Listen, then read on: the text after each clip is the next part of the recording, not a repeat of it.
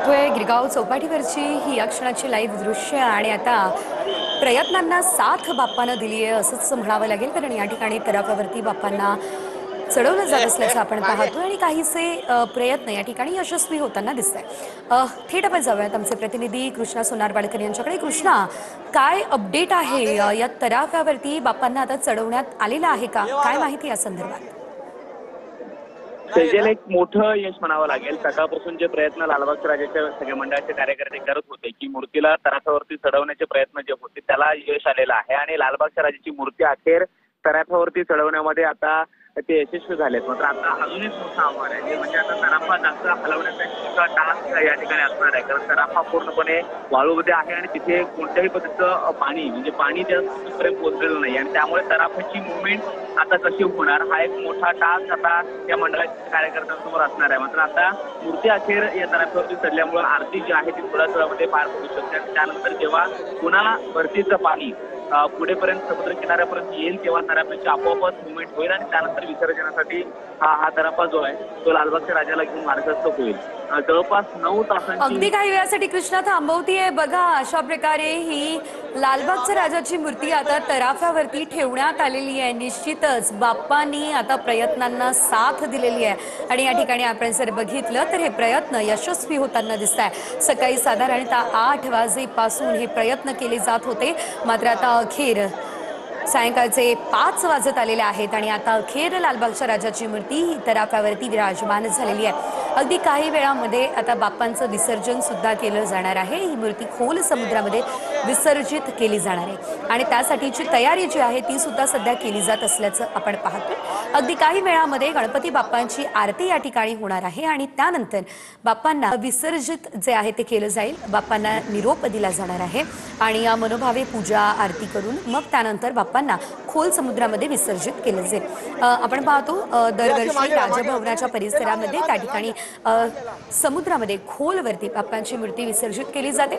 सध्या हा अत्याधुनिक तराफा जो आहे तो या ठिकाणी आणण्यात आलेला आहे आणि या तराफ्यावरती मूर्ती चढवण्यास अनेक अडचणी या सकाळपासून आल्या, मात्र आता अखेर मूर्ती चढवण्यात यश आलेलं आहे। पाण्याचा प्रवाह जास्त होता, समुद्र खवळलेला होता, पाणी वाढलेलं होतं आणि त्यामुळे मात्र आता जर आपण बघितलं तर ओहोटी आलेली आहे, पाणी कमी झालेलं आहे आणि अखेर लालबागच्या राजाची ही मूर्ती तराफ्यावरती चढवण्यास यश या ठिकाणी मिळालेलं आहे। निश्चितच या ठिकाणी कालपासून हे सर्व गणेश भक्त संपूर्ण मिरवणूक आणि त्यानंतर सुद्धा हे गणेश भक्त त्याच ठिकाणी असल्याचं आपल्याला पाहायला मिळतं आणि या सर्व गणेश भक्तांकडून या ठिकाणी प्रार्थना केली जात होती, बाप्पाला प्रार्थना केली जात होती आणि आता जर आपण बघितलं तर उत्साह मात्र या गणेश भक्तांचा कायम आहे। पुन्हा जाऊयात आमचे प्रतिनिधी कृष्णा सोनारवाडकर यांच्याकडे। कृष्णा, आपण पाहतोय अखेर आता ही मूर्ती तराफ्यावरती चढवण्यात अतिशय मोठं यश आलेलं आहे, मात्र तितकाच या सर्व गणेश भक्तांचा उत्साह सुद्धा आपल्याला दिसतोय। काय अपडेट?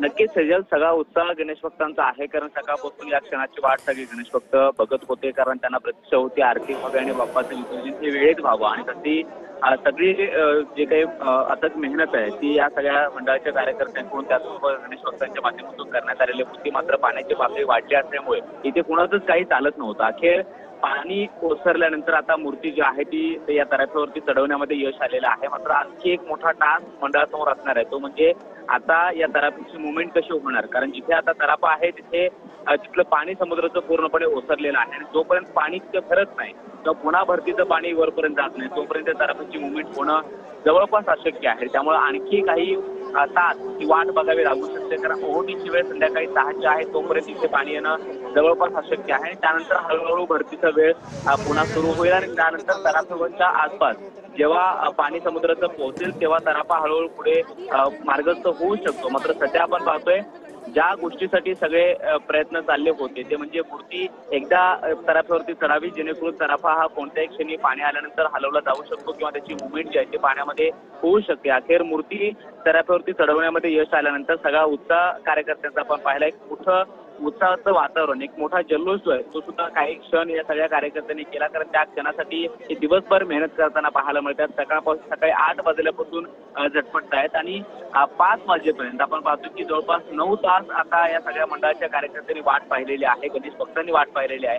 आणि अखेर मूर्ती जी आहे लालबागच्या राजाची ते आता तराफ्यावरती चढलेली आहे. आता पूजेची तयारी सुरू झाली आहे. खरं तर शेवटची आरती जी बाप्पाची सालाबतप्रमाणे या चौपाटीवरती होते, त्या चौपाटीमध्ये हजारो भाविक जे आहेत ते सहभागी होतात, आरतीचा आनंद घेतात आणि बाप्पाचं शेवटचं दर्शन जे आहे ते सुद्धा चौपाटीवरती या समुद्रकिनारी घेतलं जातं आणि त्यानंतरच बाप्पा विसर्जनासाठी मार्गस्थ होताना पाहायला मिळतात. आणि आताही आपण पाहतोय तोच उत्साह आणि तसाच पद्धतीचा जल्लोष जो आहे तो चौपाटीवरती होताना पाहायला मिळतोय. मूर्तीच्या आजूबाजूला शेकडो हजारोंच्या संख्येनं अजून सुद्धा भाविक जे आहेत ते या क्षणाची वाट बघण्यासाठी दिवसभर ठाण मांडून होते किंवा वाट बघत होते. आणि अखेर आता बाप्पाच्या आरतीची तयारी जी आहे ती लालबागच्या राजा मंडळाकडून सुरू झालेली आहे. तराफ्यावरती बाप्पाला चढवण्यात आलंय आणि आता पाण्याची जी काही पातळी आहे ती थोडी वाढल्यानंतर तराफ्याची मुवमेंट सुरू होईल आणि मग तराफा घेऊन ते सगळे कार्यकर्ते बाप्पाला घेऊन विसर्जनासाठी पुढे खोल समुद्रामध्ये मार्गस्थ होताना पाहायला मिळतील. सध्या तरी आपण पाहतो की जिथे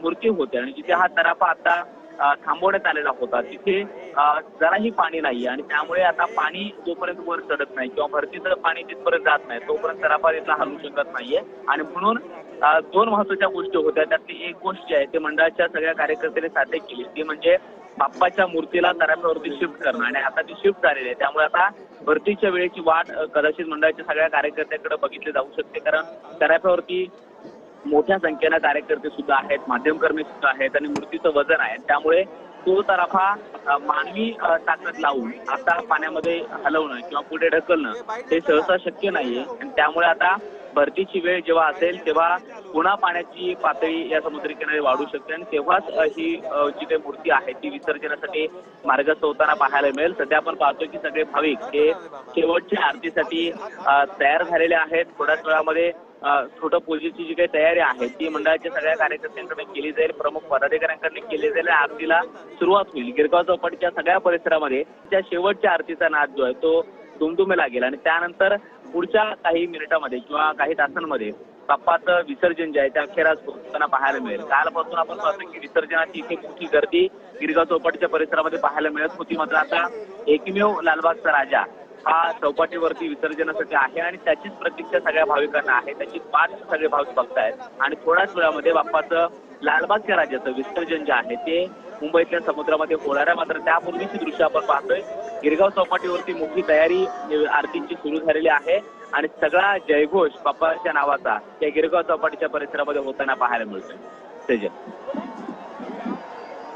आहेत या क्षणाची प्रत्येक गणेश भक्त जो आहे तो आतुरतेने वाट पाहत होता. आतापर्यंत जर आपण पाहिलं तर लालबागच्या राजाची विसर्जन मिरवणूक ही तासनतास निघत असताना आपण पाहिलेलं होतं. हा एक वेगळा रेकॉर्डच म्हणावा लागेल. मात्र विसर्जन कधी रखडलेलं नव्हतं. म्हणजे लालबागच्या राजाच्या इतिहासामध्ये पहिल्यांदाच हे असं घडलेलं आहे की बाप्पाचं विसर्जन जे आहे ते रखडलेलं आहे. बाप्पाचा पाठ जो आहे तो वाळूमध्ये रुतलेला होता.